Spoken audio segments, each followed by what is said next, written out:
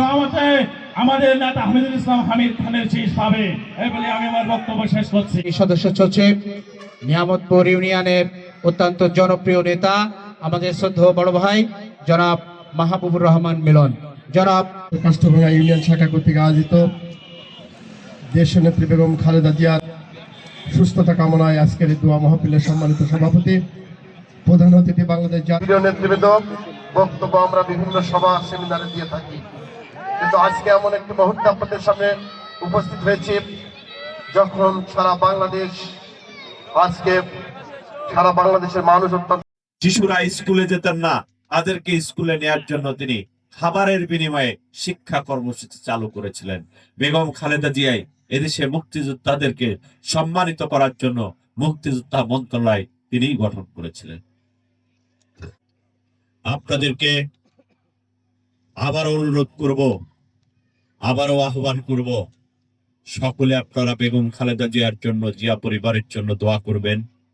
এই প্রত্যাশা রেখে যেহেতু সন্ধ্যা من الخاسرين ربنا آتنا في الدنيا حسنة وفي الآخرة حسنة وقنا عذاب النار رب العالمين কতিপয় গুনাহগার বান্দা আয় রব্বুল আলামিন তোমার শাহী দরবারে হাত উত্তোলন করেছিল মাওলা। আয় রব্বুল আলামিন আমাদের মধ্য হইতে যার দুইখানা হাত তোমার কাছে পছন্দনীয় হয় তার দুইখানা হাতের উসিলায় আমাদের সমস্ত জিন্দেগির গুনাহ খাতাগুলো মাফ করে দিন। আয় রব্বুল আলামিন আসমানের নিচে জমিনের উপরে আমাদের চেয়ে বড় গুনাহগার দ্বিতীয়টা কেউ নাই, এমন কোন গুনাহ নাই আমরা করি নাই। সগীরা কবিরা জেনে না জেনে ইচ্ছায় অনেক বন্ধুর পাল্লাই পড়ে হাজার হাজার গুনাহ করেছিল মাওলা। আয় রব্বুল আলামিন তোমার শাহী দরবারে আমরা তওবা করছি, আর জীবনে গুনাহ করব না। রব্বুল আলামিন আমাদের তওবাকে আপনি কবুল করে নিন। রব্বুল আলামিন বিশেষ করে ফরিয়াদ জানাই রে মাওলা। আয় রব্বুল আলামিন বিএনপির নেত্রী জনাব খালেদা জিয়া, আয় রব্বুল আলামিন তিনি অনেক অসুস্থতার ভিতরে তার যাচ্ছে। আয় রব্বুল আলামিন আপনার কাছে দোয়া করছি, আয় রব্বুল আলামিন আপনি দিয়ে দিন।